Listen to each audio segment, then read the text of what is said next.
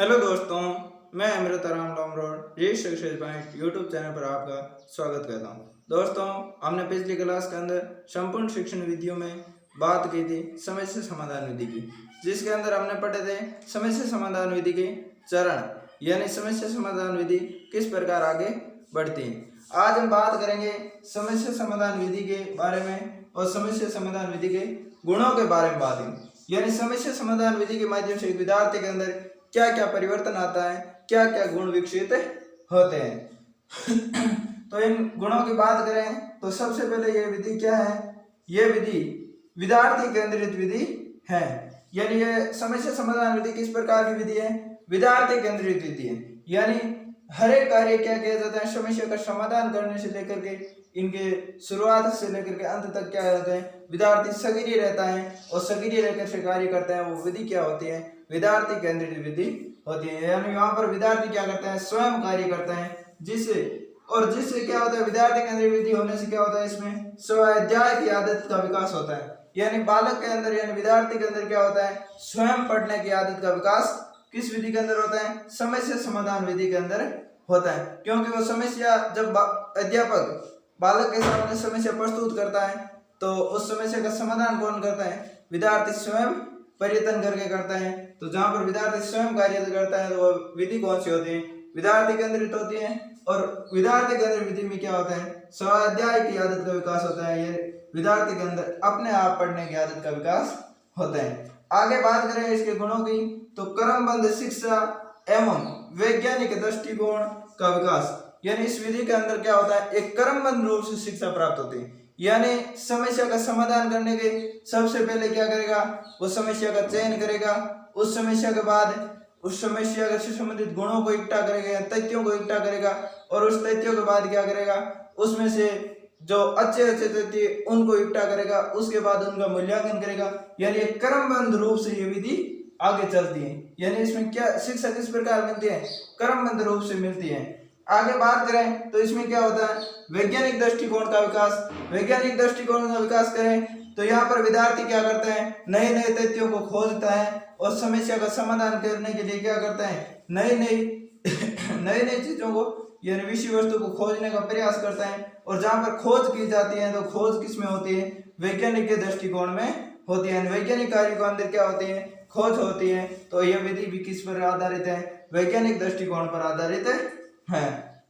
आगे बात करें इसके गुण की तो जीवन की वास्तविक स्थिति में शिक्षा प्रदान करती है। यानी यह विधि क्या करती है, जीवन की वास्तविक स्थिति में शिक्षा प्रदान करती है। यानी समस्या समाधान से यह भी होता है कि एक विद्यार्थी के अंदर जब भी कभी जीवन के अंदर कोई अपने वास्तविक जीवन से संबंधित यानी निजी जीवन से संबंधित कोई समस्या आती है तो वो विद्यार्थी क्या करता है, इस विधि के माध्यम से उस समस्या का समाधान करने का प्रयास करता है। तो उसके जीवन के अंदर कोई भी समस्या आती है उसमें भी ये विधि क्या आती है, काम आती है। और यहाँ क्या है, तर्क संगत निर्णय लेने में सही। यानी इस विधि से क्या होता है, एक विद्यार्थी तर्क संगत यानी तर्क के साथ निर्णय लेने में सही होता है। यानी कोई भी निर्णय लेता है तो उसके साथ वो क्या करता है, अपना तथ्य प्रस्तुत करता है, तर्क प्रस्तुत करता है। इसमें क्या होता है, विद्यार्थी में तर्क एवं चिंतन करने की क्षमता का विकास इस विधि में होता है। आगे की बात करते हैं, शिक्षक एवं विद्यार्थियों में निकट संपर्क स्थापित करती है जिससे उसे सामाजिकता का विकास होता है। यानी इस विधि के अंदर क्या होता है, शिक्षक और विद्यार्थी दोनों मिलकर के कार्य करते हैं। यानी जब समस्या प्रस्तुत होती है तो समस्या का समाधान करने के लिए शिक्षक क्या करता है, मार्गदर्शक निर्देशक की भूमिका निभाते हैं और विद्यार्थी प्रयत्न करते हैं। तो वहाँ यह दोनों का क्या होता है, संपर्क होता है। और इस संपर्क के माध्यम से क्या होता है, एक सामाजिकता का विकास होता है। यानी बालकों के अंदर एक सामाजिक भावना का विकास होता है। यानी अन्य विद्यार्थियों शिक्षकों के साथ किस प्रकार हमें व्यवहार करना है, किस प्रकार उसके साथ बातचीत करनी, इन सब चीजों का विकास किस में होता है, समस्या समाधान विधि के अंदर होता है। आगे की बात करें तो छात्र अत्यधिक क्रियाशील रहता है। इस विधि के अंदर छात्र क्रियाशील रहता है, यानी स्वयं कार्य करता है। और जहाँ पर स्वयं काम करता है वहां पर वो छात्र क्या रहता है, क्रियाशील रहता है। प्राप्त ज्ञान स्थायी, और यही बात यहाँ पर निकल करके आती है कि कोई भी काम अगर आप हाथ से कर लो अपने हाथ से कर लो तो वो काम क्या हो जाता है, आपके दिमाग के अंदर स्थायी हो जाता है। तो यहाँ पर भी यह जो समस्या से संबंधित इन्होंने समाधान निकाला, यानी जो भी इन चीज सीखी है बालकों ने वो क्या ज्ञान हो गया, स्थायी हो गया। आगे बात करते हैं मनोवैज्ञानिक विधि है। मनोवैज्ञानिक विधि तो होने की है क्योंकि ये विधि किस केंद्रित है, विद्यार्थी केंद्रित है। यह स्वाध्याय का आदत का विकास होता है, यह तर्क संगत या तर्क करने की क्षमता का विकास होता है, सामाजिकता का विकास होता है, यानी और प्राप्त ज्ञान क्या होता है, स्थायी होता है, और बालक क्या रहता है, क्रियाशील रहता है।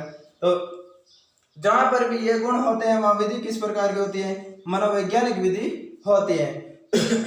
आगे बात करते हैं तो विद्यार्थी तथ्यों को क्या करता है, एकत्रित एवं व्यवस्थित करना सीख जाता है, यानी एकत्रित करना सीख जाता है व्यवस्थित, यानी विद्यार्थी क्या करता है, समस्या आने के बाद क्या करते हैं, नए नए तर्क देता है, उन तर्कों को क्या कर एकत्रित करता है और इन सब तर्कों और तथ्यों को क्या करता है, एक जगह व्यवस्थित करता है, यानी व्यवस्थित करना भी यहाँ सीख जाता है। और अन्य व्यक्तियों के साथ सकारात्मक संबंध, यहाँ पर विद्यार्थी मिलकर के समय के अंदर विचार विमर्श भी करते हैं, अध्यापक के साथ भी कार्य करते हैं, तो दूसरे के साथ क्या होता है, यहाँ पर सकारात्मक संबंध भी स्थापित होता है। किस प्रकार अन्य लोगों से बातचीत करनी है, इस चीज का भी बालक के अंदर विकास होता है। तो ये बात थी दोस्तों किसकी, इसके गुणों की।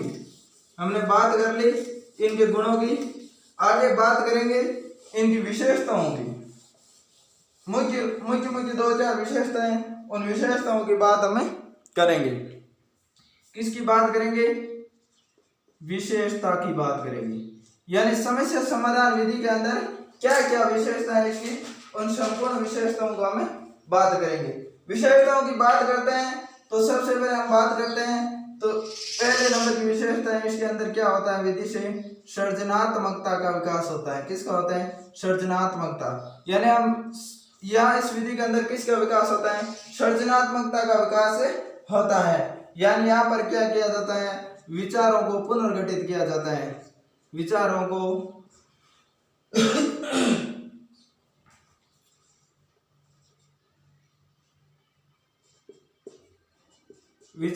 पुनर्गठित किया जाता है। यानी सृजनात्मकता दोस्तों कहाँ होती है, जहां पर कोई चीज खोजी जाती है, जहां पर बालक तर्क करता है, चिंतन करता है, मनन करता है, नई नई विषय वस्तु को खोजने का प्रयास करता है, वह सृजनात्मकता होती है। और यहाँ पर क्या होती है, जब समस्या को प्रस्तुत किया जाता है तो बालक उसका समाधान करने के लिए तर्क करता है, चिंतन करता है, नई नई विषय वस्तु को खोजने का प्रयास करता है। यानी इस विधि के अंदर भी क्या होता है, सृजनात्मकता का विकास होता है।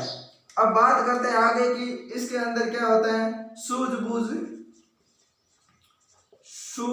का विकास होता है। किसका, सूझबूझ कह दो, या फिर हम क्या कह सकते हैं, इसे अंतर्दृष्टि भी कह सकते हैं, अंतर्दृष्टि भी कह सकते हैं, अंतर्दृष्टिकोण का विकास।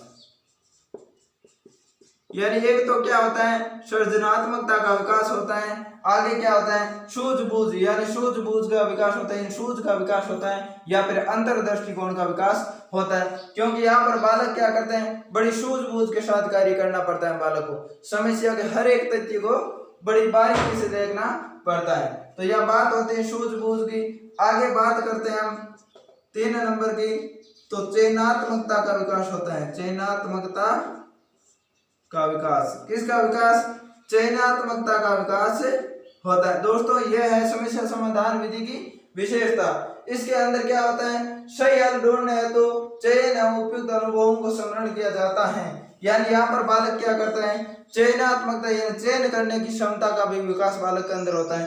क्योंकि एक सही निर्णय लेने के लिए, समस्या का समाधान करने के लिए, सही समाधान को चयन करने के लिए यह बालक प्रयत्न करता है। तो चयन करने से यहाँ उसके अंदर क्या होता है, चयनात्मकता क्षमता का विकास भी होता है।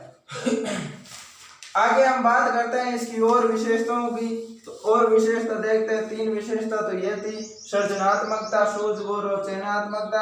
आगे 4 नंबर की बात करते हैं, तो यहाँ किसका विकास होता है, आलोचनात्मक चिंतन का विकास होता है, आलोचनात्मक चिंतन का विकास। किसका विकास, आलोचनात्मक चिंतन का विकास भी इसके अंदर होता है।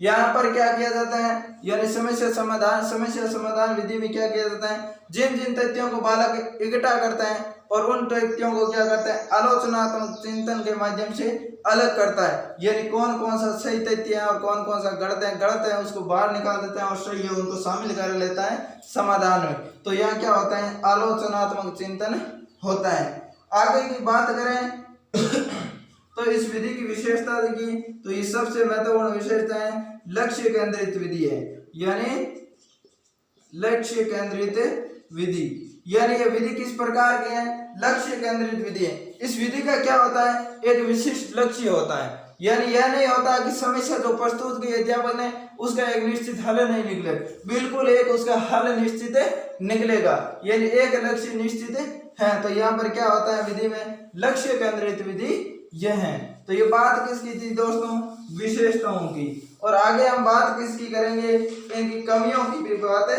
करेंगे। ये हमारा अंतिम चरण है कमी, यानी हम कह सकते हैं कमियों के बाद हमारी ये विधि कंप्लीट हो जाएगी। तो इसके अंदर क्या होता है, ये विधि क्या है, छोटी कक्षा तथा पिछड़े हुए बालकों हेतु अनुपयुक्त। ये विधि क्या है, छोटी कक्षा एवं पिछड़े बालक, क्योंकि छोटी कक्षा के अंदर बालक क्या नहीं कर सकते हैं, तर्क चिंतन नहीं कर सकते हैं, यानी समस्या का समाधान नहीं कर सकते हैं। और एक पिछड़ा हुआ बालक भी इतनी क्षमता उसके अंदर नहीं होती कि वो समस्या का समाधान कर पाए, तो उसके लिए क्या है, ये विधि उपयोगी नहीं है, यानी अनुपयुक्त है। आगे हम बात करें तो इस विधि के अंदर क्या होता है, समय तथा श्रम भी ज्यादा लगता है, श्रम भी। ये दोस्तों इसकी कमियों की बात है, अधिक लगता, क्या लगता, समय तथा श्रम भी अधिक लगता, क्योंकि जब समाधान खोजने का बालक प्रयास करते हैं तो वह ये निश्चित नहीं होता कि इतने समय के अंदर ये समाधान किया जा सकता है, इसलिए इसके अंदर क्या होता है, समय तथा श्रम भी अधिक लगता है। आगे बात करें तो इसके अंदर क्या होता है, योग्य एवं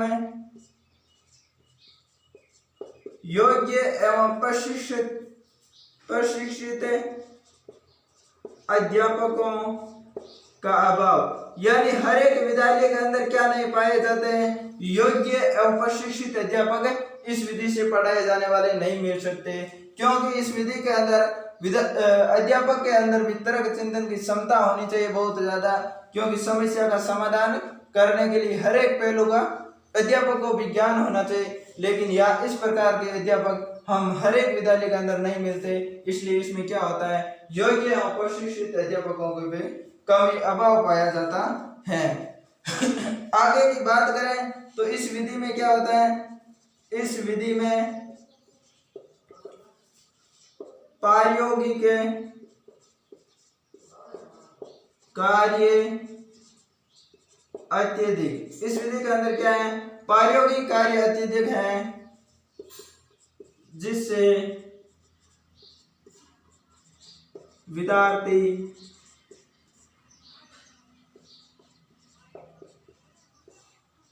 उबो हो जाते, क्या हो जाते, उबो हो जाते हैं। यानी इस विधि की जब बात करते हैं हम तो प्रायोगिक कार्य सबसे ज्यादा इस विधि के अंदर होता है, क्योंकि बालक क्या करता है, तर्क चिंतन करके तथ्यों को इकट्ठा करते हैं, तथ्यों को खोजते हैं, जहां पर ज्यादा तथ्यों को खोजा जाता है तो वहां विधि क्या हो जाती है, उबो हो जाते हैं, क्योंकि विद्यार्थी को जब तक समस्या का समाधान नहीं मिलता तो फालतू के अंदर जो वो तथ्य इकट्ठा करते हैं उन तथ्यों को देख करके उनको लगता है कि इसका समाधान हम नहीं खोज सकते हैं, तो वह ये विधि क्या हो जाती है, उबो हो जाती है।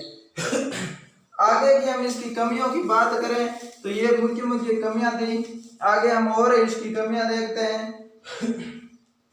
तो हम ये कह सकते हैं कि सभी विद्यार्थी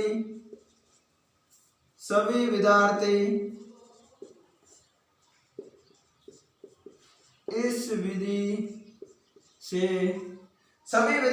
विधि से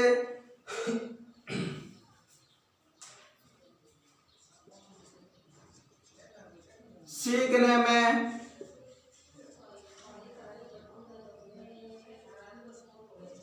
दक्ष नहीं हो सकते। यानी हम क्या कह सकते हैं कि सभी विद्यार्थी इस विधि में सीखने में दक्ष नहीं हो सकते। किस प्रकार नहीं हो सकते? क्योंकि हर एक विद्यार्थी के अंदर यह क्षमता हो सके कि आवश्यक नहीं है कि यह क्षमता हो कि वे विद्यार्थी समस्या का समाधान कर पाए। यानी हर एक विद्यार्थी इस प्रकार समस्या समाधान करने में सहायक नहीं हो सकता है, इसलिए यह विद्यार्थी सभी विद्यार्थियों के लिए उपयोगी नहीं है। तो हम आगे बात करते हैं इसके। तो समस्या का चुनाव कठिन होता है। क्या होता है? समस्या का चुनाव कठिन। यानी इस विधि के अंदर क्या होता है, जब समस्या का चुनाव किया जाता है तो वह समस्या क्या होती है, चुनाव करना बड़ा कठिन होता है। कई समस्या इस प्रकार की नहीं हो जो कोई विद्यार्थियों के स्तर से ज्यादा हो जाए, या फिर इस प्रकार की कोई समस्या नहीं हो जिससे विद्यार्थियों को किसी का कोई मतलब नहीं हो और बिना फालतू की कोई समस्या अध्यापक प्रस्तुत कर दे और फालतू के अंदर व्यर्थ के अंदर क्या हो जाए, बालक परिवर्तन करे। तो इस प्रकार की समस्या भी नहीं होनी चाहिए। यानी बड़ी गहनता के साथ समस्या का चुनाव किया जाता है। तो दोस्तों यह बात थी किसकी? समस्या समाधान विधि की, जिसके अंदर हमने इसके सबसे पहले तथ्यों की बात की थी, उसके बाद चरण पढ़े थे और चरण पढ़ने के बाद गुण पढ़े, गुण पढ़ने के बाद विशेषता पढ़ी, विशेषता के बाद कमियां पढ़ी। हर एक विधि के अंदर हम सबसे पहले चरण पढ़ेंगे, क्योंकि जब चरण पढ़ते हैं तभी हमें ये गुण, विशेषता और कमियों के बारे में पता चलता है। लेकिन किताबों के अंदर क्या होता है, चरण पीछे लिखे हुए, बाद में लिखे हुए होते हैं और पहले हम क्या करते हैं, सीधा रटने का काम करते हैं कि इसके अंदर तर्क शक्ति का विकास होता है, इसके अंदर मानसिक क्षमता का विकास होता है, ये बात है वैज्ञानिक दृष्टिकोण का विकास होता है। पहले हमें पता भी नहीं है कि ये विधि किस प्रकार आगे बढ़ती है, तो हम क्या बता सकते हैं कि इसके अंदर मानसिक शक्ति का विकास होता है। तो दोस्तों हमारे साथ जुड़े रहिए, हमारे सक्सेस पॉइंट यूट्यूब चैनल को सब्सक्राइब करें, लाइक करें, ज्यादा से ज्यादा शेयर करें। हम संपूर्ण शिक्षण विद्या यानी कुल मिलाकर सभी सब्जेक्टों में 40 से 45 शिक्षण विद्या पढ़ेंगे। आपको बिल्कुल अच्छे तथ्य आपको मिलेंगे। आप हमारे साथ जुड़े रहिए। धन्यवाद दोस्तों।